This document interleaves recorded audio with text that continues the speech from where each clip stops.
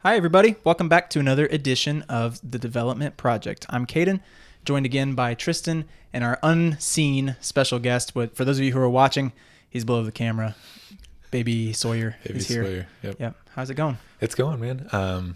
It's officially September. The weather has immediately changed. You know what I noticed? We always talk about the weather. Like, we are such old people. Mm-hmm. But it's true. I feel the weather is super, super nice right now. It was 60s this morning when we went to walk. Now it's 80s, but it's just been awesome.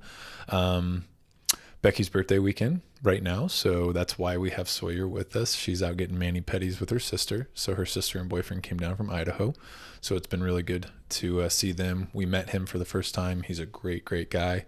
Really enjoy him, and I think that they're pretty serious and going to take that next step. So That's awesome. yeah, it's just really cool to add to the family in more ways than, just babies. So, Yeah. Absolutely. Before we get started today, I want to go ahead and thank our sponsor for today's episode, LRX Apparel. LRX, one goal, one purpose, to help make people better versions of themselves. LRX sells challenges in the form of athletic apparel that adapts to your active lifestyle. Every collection they put out has a challenge to stand united, a challenge to build a brighter perspective, and a challenge to actively pursue progress. So, if you want to join that progress, visit lrxapparel.com. That's lrxapparel.com, and use code LIVEPRESCRIBED for 15% off your order. And then you guys can rock some awesome shirts like us. Yeah, you can put them on a rack too, I guess, if you want to do that. But yep. Okay, cool. So we kind of have an impromptu schedule for our podcast today. We decided that we wanted to talk about the upcoming CrossFit Games, which we know are now happening, and September 18th, starting with an online format. We just want to walk through what we know so far, what to expect, what our plans are surrounding the CrossFit Games, and then what everything's going to look like moving forward from there, some top 5 picks and all that sort of stuff. So what are some things that you want to start with as far as getting people up to speed with what things are going on? Yeah. So, I mean, for those of people who aren't even familiar with the CrossFit Games, let alone that we're doing a virtual format, this is basically the championship, the playoffs, whatever you want to look at for CrossFit, like it is other sports. But more importantly, just like we've done the Open every year, it's always been an online format. So for a lot of us, this does seem and sound weird. I get it. But once you can kind of digest it, which I think we have, that's how you and I are kind of viewing this. This is no different than the Open. And obviously Rogue has already really put themselves out there ahead of everyone else, and they went ahead with their sanctional. Mm-hmm. Even though nobody could qualify through it, they went through with their sanctional and they did everything virtual. So we know that it can be a success. We know that it can still be very exciting as the viewer. But I think what I love the most about this is all countries. That's the big one for me, because I think that they could have potentially easily have just made this an American thing, or even maybe a Canadian, North American thing. And they chose not to, which I really appreciate and I really value. And I think a lot of us, with what CrossFit's changing right now, the inclusivity of everything, I think that it's awesome that they've been able to make a way for everybody who's qualified in those top 30 to still be able to do this first level qualifier. So. Mm-hmm. Yeah. And it's interesting too, because like you said, it's like the Open. And so when looking at the athletes that are structured, and for those of you who might not be up to date on what everything looks like, they're taking the top 30 athletes from all the qualifying top events. 20 from the Open and then top 10 from the sanctionals that actually have. Yep. From all those qualifying events, got the top 30 for men and women, no teams. And everybody's going to be competing in an online format like the Open in a couple of weekends, and then the top 5 from that get to actually go to Aromas in California in October for a 6-day event. 6-day event. We don't know if there will be rest days, but still that's technically on the schedule. That's longer than any games has been, and it's the fewest amount of people. So it should be really entertaining, really interesting. We were just talking about some people that have potentials, and, when you already only have 30 and you're narrowing it down to 5, and we as spectators, we're so used to a top 10. It's crazy. It's crazy to think, based on how many events are they actually going to have in 2 days for this first qualifying. I mean, there's going to be people just like last year who felt like they deserved with more events. They could have, there are going to be some people upset. So it's going to happen. And hopefully not too upset. No, it's an understanding that, opportunity. It's an opportunity. The fact that you nonetheless. still get to do it is there. Yeah. So there are some constraints too around how they're doing this, because we've got people competing from all over the world. So you have to think like, okay, they announce a workout, someone might be 12 hours ahead of someone else. And so how are they going to manage that and make sure that it stays a fair competition? So I don't think it's super specific, but the things that we do know right now is that you will not know people's scores in real time. That's all we know. We don't know if it's going to be an hour later or, like you said, 12 hours later. But what I love about this is, you know, specifically the Aussie women, right? So Cara, Sam Briggs from Great Britain, all those women, when they have done competitions like this, they have had to be up at 1 a.m. in the morning or something like that while everyone else is competing at these said times. And they have still done well. But now I think it's going to be really interesting to let them train when it is that they are used to training, or at least at a more general time during the day. So that's something I think you should a lot of people should keep in mind, you know, like that they're no longer behind the 8 ball when it comes to their routines, when they eat, you know, when they're used to working out and warming up and all those things. And that absolutely affects performance. Yeah. So do you know if there's like one deadline for all workout scores to be posted, or are they going to do it as it goes? I would assume and these are things that I've been talking about with all of us, and you know, I know Naptown's doing the Strength in Our Streets, but with our own competition, you know, that I think that there's an opportunity there where you have windows of opportunity, windows of time. So I would just say, like, you know, for example, from 8 a.m. to noon, you got to get event 1 done. From noon to 4, you got to get event 2, so on and so forth. And I think that that's an idea. That's not what I'm saying I've read, but I haven't really read a whole lot. I think there's still a lot to come out. After all, they said that the events will not even be announced until 48 hours previous. So I think there's a lot of information still to come down the pipeline, seeing how we have 2 weeks still. But that's how I kind of foresee it happening. If you're not going to let people know real-time scores, my assumption is then that you're not going to enforce that everyone has to work out at the exact same time. Yeah. And we do know that each athlete will have their own verified and specified judge that's going to be counting reps and keeping things consistent, because that kind of helps to deal with the whole issue of video review, I think. And I think they might still have to do video review anyway, but Possibly. I'm not sure. But there's a lot always in the open. It's like, oh, this guy's first place in the open. Nope, never mind. He cheated on every single one because his video showed that. So yeah, those sorts of things. Yeah, I love that the consistency is coming down from the top. You know, CrossFit, it's not a rogue person, or it's all from CrossFit. I assume that you can have a nice little judges camp, you know, right before you come, and they all know the events, they all know what to expect. You can even, you know, I'm going back to like my level 2 and level 1. We get to do that in front of other people and have them correct us or check us. I feel like we are going to have 60 of the best judges that we've ever seen, because this is not a voluntary thing. I bet you they're really selecting. Like, I just think for an example, Joe DeGain, he owns a nice gym up in Michigan. He's been my level 1 and level 2 instructor. He's been a judge at the games before. I could see them reaching out to people and being like, would you consider this? Would you want? So I feel like they're going to go get the 60 best judges they possibly can. Cool. So, yeah. So what we know of now is we have a small list, maybe it's the whole list, of what equipment is going to be needed and specified for the competition over the weekend. So I'm going to read off some of these things, and we'll start talking about what we think, what the programming might look like based on the equipment that's been specified for the athletes. So we know that a barbell of 35 pounds and 45 pounds is going to be needed for each athlete. Standard bumper plates. It said, be prepared. By the way, guys, this is from the Morning Chalk Up's Instagram page. This is what I'm reading this from. This isn't our own information. But be prepared for a max lift using Olympic bumper plates, and then event loading will be noted in pounds. So that's for those who do kilogram and all that kind of stuff. Change plates, barbell collars, pull-up bar, squat rack, GHD machine, a running route with a turnaround with a maximum of 300 meters out and 300 meters back, which is a little bit interesting. They're not necessarily saying you have to be at a track. They just, you're kind of measuring out your own distance from there. Concept 2, Model D rower, jump rope, wall for handstand push-ups. And then required support equipment is human body scale, distance wheel, and measuring tape. Mm-hmm. So that's a pretty short list. Yeah.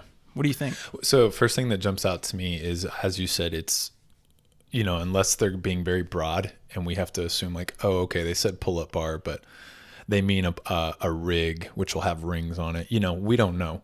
But the first thing that jumps out to me is our last regional that we had. And if anyone remembers, day one was all 3 monostructural events. So it was all conditioning. Okay. And then it was all weightlifting. And then we finished with all gymnastics. So the first thing that jumps out to me in a 2-day event is that I think, let's just assume there's going to be 3 events a day. That's really kind of how I envision this. I am just assuming there's going to be 6 events over 2 days. I feel like the first day is going to be just that. It's going to be a repeat of 2017, 18, whatever that regional was. I'm not saying the exact same events, but I think that with a squat rack specifically, you are going to do a 1 rep max, and it's not going to be something they want you to take from the floor. So whether it's something super unique like a 3 rep max thruster or a 1 rep max back squat or something like that, I think that we are going to see nothing but weightlifting for an event. Then we're going to see nothing but maybe, like we said, a rower and a run, perhaps, and then something that is just all gymnastics, maybe a handstand walk and handstand push-ups or pull-ups of some kind. And then I think day 2, you're going to get into classic CrossFit. You're going to see your couplets. You're going to see a couplet. You're going to see a triplet, and you're going to see a chipper. That's just immediately what jumps off the page with that minimum of equipment. That's what I see. So to be able to narrow it down to the top 5 of the 30 that are there, you want to get, because that was one of the, what do I want to say? With the last CrossFit Games, that was one of the things that people were upset about. Was I thought the first event was awesome. I thought it was a great first test, but people were complaining about maybe not testing certain aspects of stuff before they start cutting a whole bunch of people.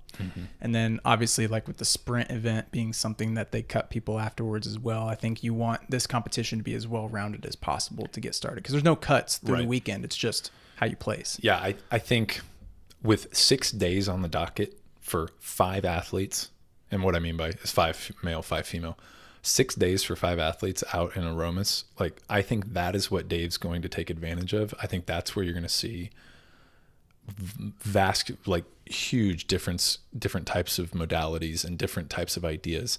I think this is going to be so boring and cut and dry. Like this is going to be painful. I think this is going to have the open in mind. Like, for example, you might literally see like 10 rounds for time of 8 bar facing burpees and 10 ground overhead at 95-65. How boring. But guess what? When you see 60 of the top athletes in the world go head to head at it, you're just like, you're amazed.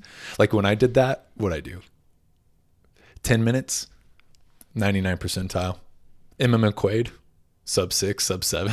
Yeah. I was so proud of myself. Yeah. And then all of a sudden I'm like, wait, what? I got beat by 3 minutes in a 10-minute work, like, stuff like that. So it's regardless of what's programmed is what I'm getting at, is like, we're going to see a show because these people want to make it to the games and only 5 get to go. So I think that this is going to be very unique in the fact where, yes, I think last year, something that doesn't get talked about, I love Pat Vellner. I love Brent Fikowski. But in a way, like I saw sometimes their attitude, which I would have been the same way, if I didn't make it, and I kind of assumed. But I think that was exactly the whole point. Like I feel like people didn't give 110%. They gave 90 because they thought, I'll make up for it as we go, or there will be an event.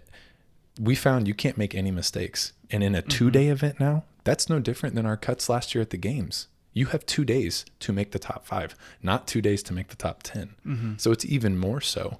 So I think we're going to see all out intensity from day one. I don't think anyone's going to be holding back. I think you got to get your points where you can get them, those kinds of things. And I know that seems normal, but it's not. You'd be surprised how many athletes game plan a weekend. And I don't think you have that opportunity, which is really, really cool. But again, I'll let you go on to the next thing. But what I'm saying is I think it's going to be simple programming.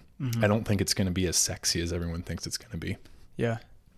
No, I agree. I think it's going to be very simple and straightforward. But I have to assume that a lot of these athletes are thinking, they're probably not even thinking about October. Like September is the games. This is the games. Nothing else is happening from then on. So they're trying to win first place, second place, third place on the weekend. And this is basically their career. This is their whole and there's their payout. whole year. There's Yeah, there is payout in this. So I mean, Yeah. like, even if you're not going to make the top 5, you want to make the top 10 because you're going to make a nice little paycheck if you make the top 10. And I believe the top 20 make money. So I mean, everyone makes something for the most part, but yeah, top 10 makes big time money. And then they haven't said it yet, but I'm assuming that the top 5 that go to Aromas, they're going to make their normal money that they would have made if it was no normal game. So I'm going to assume Matt Fraser's going to win 250 grand. And, no, I'm just kidding. So talking about leaderboards, we decided to quickly put together our picks for the top 5 men and top 5 women that we think are going to make it through the weekend and get to Aromas in October. So I think what we'll do is probably just go 1 and 1, go back and forth like that, talk about why we made that pick, give a little bit of reasoning, and then just move from there. So we'll probably just start with the women first. These are in no particular order, so we're not predicting, first place, second place, third place on the weekend. We're just listing our top 5, however we decided to come about that. And then we'll just go forward from there and see what comes of it. So go ahead and start with your first pick for the ladies. Okay, yeah. First pick is Tia. You want me to keep going? Yeah. You just want to, okay, because that one's pretty simple. I'll go ahead and match that in there. Match Tia, okay. Yeah, My Tia's second one is Sarah. Okay, talk about that one. Okay, Sarah for me. Like I said, I think when it's less sexy and it's just pain events, getting after it, I think Sarah is an easy person. And quite frankly, I actually think that even though the first 2 years, I think Sarah did so well because of having people push her in person. I think that it's actually been the detriment of her these last few years. I think that she thinks and looks and cares too much about what other people are doing. And I think that, again, this is a really good format to her to not worry. Get out of your head. It's just you and your coach, or it's just you and the judge. And she's always done well in the open. So I see no reason why not. She's one of the top strongest athletes. So weightlifting, if there's a 1 rep max, she should be fine. She's got amazing conditioning, and I don't think she's bad at any gymnastics, but the point is I don't see anything that they could possibly do that would be a hiccup for her. There's not going to be any games level gymnastics, I think, in this online qualifier. Okay, cool. My next one is Sam Briggs. Yeah. She got first place at Dubai in 2019 and then got third place the next year. And she finished only like 134th in the open too. So she's continually showing us that age does not matter. She's so fit still, and I think she's going to surprise some people over the weekend. So the only reason I didn't pick Sam is because if this is not enough events, then she is going to get last place in a lifting event, unless it's a deadlift. Yeah. Unless it's a deadlift.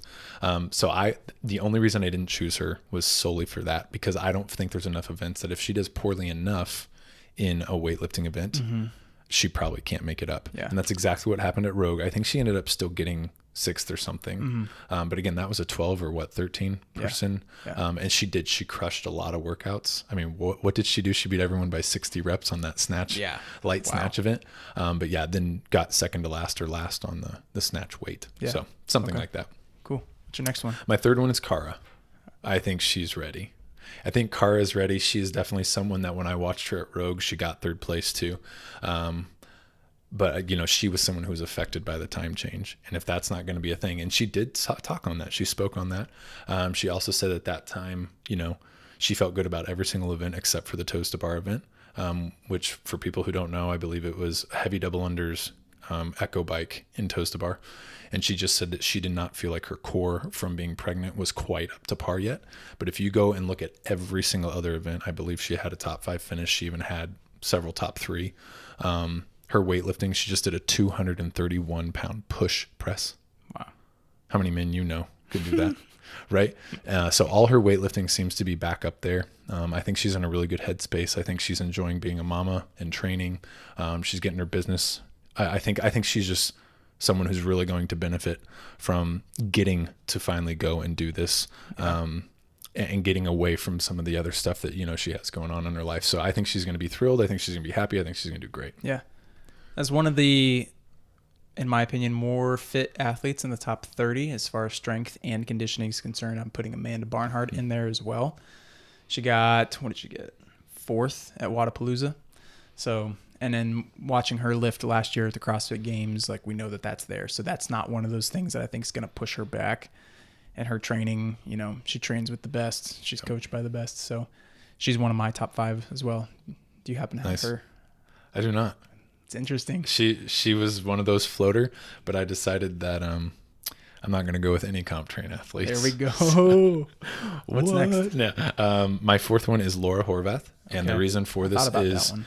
if Laura does not have some kind of deficit strict handstand push-up or something like that, she has proven to be a top 3 athlete, not even a top 5, a top 3 athlete. She super shined at Rogue. I think she took second place, I believe. So she just crushed it. I think that everything that I've seen, everything that I've read, she's just, her training is just up a level this year. So again, minimal things. Yes, they say there's a handstand push-up wall, so we know handstand push-ups are going to be there, but unless it's strict or kipping, she's going to be fine. So as long as it's not some deficit strict handstand push-up, I think she's going to do great. They didn't say anything about parallettes, which have been one of her kryptonites. So yeah, I think that Laura has a really good chance. Yeah. I put Kristen Holte on there. Yep. She got second at the Filthy 150 this year, and then she got third in the Open.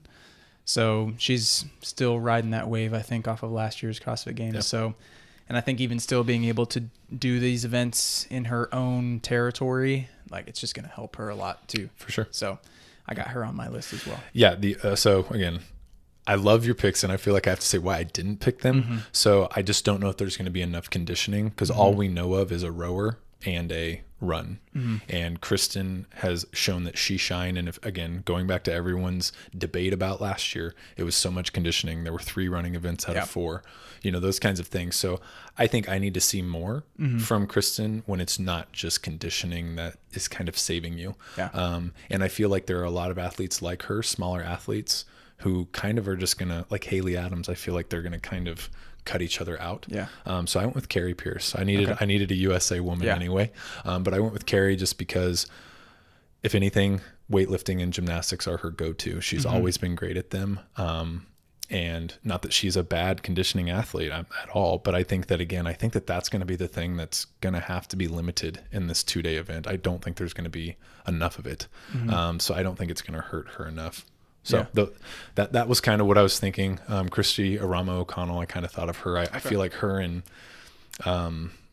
Kristen Holte, very similar athletes. So I feel like, not 2 of the same athlete are going to be able to make a top 5. So yeah. And I think a lot of looking at the equipment list and thinking about, there's definitely going to be some sort of 1 rep max, but I'm also thinking like, how can they fit in other heavy weightlifting in terms of like maybe a couplet or a triplet in the workouts. And so I do still feel like from an open perspective, like when we do open workouts, there's not that much that heavy strength athletes get to earn. Strengths. Yeah. So that's kind of more on the reasoning why I'm picking people like Kristen and for sure and Sam. But my last one is Katrin. Yeah. So I think she's got the grit to be able to work through something, because some people, they love the energy of the stadium and having the people around, and she's been doing a lot on her own, I think, around Ben. I think she's got the mental capacity to be able to work through a weekend like that. So that's, in my opinion, going to give her a little bit of an edge. If we have a 1 rep max, she's not going to finish very well with that, because traditionally she's not great at doing super heavy lifts or moving heavy objects far distances. So we'll see what plays out after that. So I just want to go back. Did we only agree on Tia? Or did you have Sarah? I didn't have Sarah. Wow, we only agreed on 1. So that just goes to show. Yeah. I'm so excited. Yeah. I could be all wrong and you could be all right, but it just goes to show that 30 great athletes down to 5. That's we could only get 1 right. That's right. Okay. We'll let you start with the top 5. Actually, let's just say it. Matt is number 2, Pat. Yep. Okay, we'll just cancel them out because I'm very confident. The other 3, I actually have honorable mentions in case something doesn't. So again, if it's very open oriented and I feel like you have to earn your strength, I'm going to go with Noah, and I'm just going to give him to you.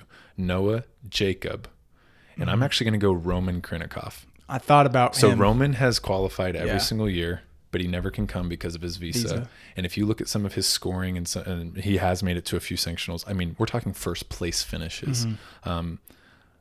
And he only got second to Matt that 1 year at Dubai. So, I mean, I don't think we've ever gotten to see how good he really is. So I also said if Roman doesn't, like if he wins and then he has to take it back or something, I'm going to go ahead and go with BKG. Okay. And then if a strength really is programmed to find your strength and you don't have to earn it, I'm going to take Noah and Jacob out, and I'm going to add Chandler. And then my dark horse for all of this is Samuel Quant. Yeah. I think that he is a comp train athlete. Mm-hmm. He does bench training, works out in his garage with his family. Yeah. It's so cool. But I think that he, just being a farm boy, we don't talk about him enough. He's not a social media guy, but he's always been there. He's always been present. He just got married, all these things. So I just think, again, sometimes we don't take into consideration what people are doing in their lives in a given year and the different stresses that people have, whether it's a full-time job, they're moving states away, or, they're in school and now they're not, or, stuff like that. And I think that he had a lot of things going on. And I don't think people realize he's super young. He's mid-20s. So, I mean, he's already been in this game for quite a while. So I think that he has a really good shot. But yeah. Go ahead and give me your other three. You mentioned all of them already. Oh, really? Okay. Yeah. I did think about Roman at first. I was like, no, this guy, we haven't seen him like really do anything yet. And I thought about picking him, but I was like, I went kind of the safe route. I was like, let's go with what we know. I picked BKG as well, Chandler Smith and Noah Olson. Okay. Yeah. For a lot of similar reasons to why you picked them and, Sure. and put them in for what they did. So BKG to me, like, he's just that guy that's just always there. And people talk about him enough, but they're not really like, yeah, he's a standout. Yeah. But he always does really, really well. And people wonder, like. To me, there's, and I'm going to say this, knock on wood, because I want them to make it. But Matt and Pat have truly proven to me that they have no weakness, like one glaring weakness. You can't say that about any of the others. But what I will say about BKG is I would actually say he doesn't have a weakness, but all his strengths are one level down from those guys. All his average things are one level down. But he's as consistent as those two athletes. I think he's just not as truly good as those two. He's like Scott Panchik level consistency. Yeah. Pretty much Absolutely. the same thing. That's a great comparison. Yeah, he's just always right there. Always in the top 5, top 6. Yeah. Yep, for sure. Now, I feel like if this was a couple of years ago, I may have put Brent Fikowski in this, but he's just shown over the last couple of years. I feel like he's not, and he's never been that great at the open. Like, no, and that's actually why I didn't choose him, is because if this is more like open-esque. But the reason let's try to give him an argument. The argument that I would give him is, like, of all the people, he actually has a nickname. It's called the Professor. And it's because, much like myself, he dissects workouts so much down to the science, down to the numbers. And sometimes the talent or the ability, he can make up with it just by strategy alone. That's the kind of athlete that I am. I know a lot of my friends are physically more capable than me and better, but I just tend to look at workouts differently. I'm a very math-focused person, and it helps a lot. So I will say, again, with nobody seeing one another compete, maybe that will be Brent's strength, and maybe that's what somehow gets him into the next piece. But yeah, my athletic potential is very similar to Chandler Smith, and I just choose not to be that great. So that's why you won't be seeing me at the CrossFit Games. I love it. Yeah. Got to give everyone else a shot. Give everyone else a shot. Cool. I love it. So we have overlapping interests for Aromas, don't we? We have a competition listed for that weekend. Yeah, that's fun. It's exciting. Yeah. So what people don't know, and again, I feel like we're behind just because of my own personal life, bringing Sawyer into the world, different things. We've had family visit. August was just a super, super busy month, and I'm trying to get caught up this first week, but that really didn't turn out the way I wanted. So I do feel behind, but what people maybe don't know is we are, as of right today, deciding to move along with Fittest in the Fall. We feel like there isn't enough information out there. Talk to other people, seen other gyms. Festivus games are going down at IXF. Generational competitions going down at Fort Bend.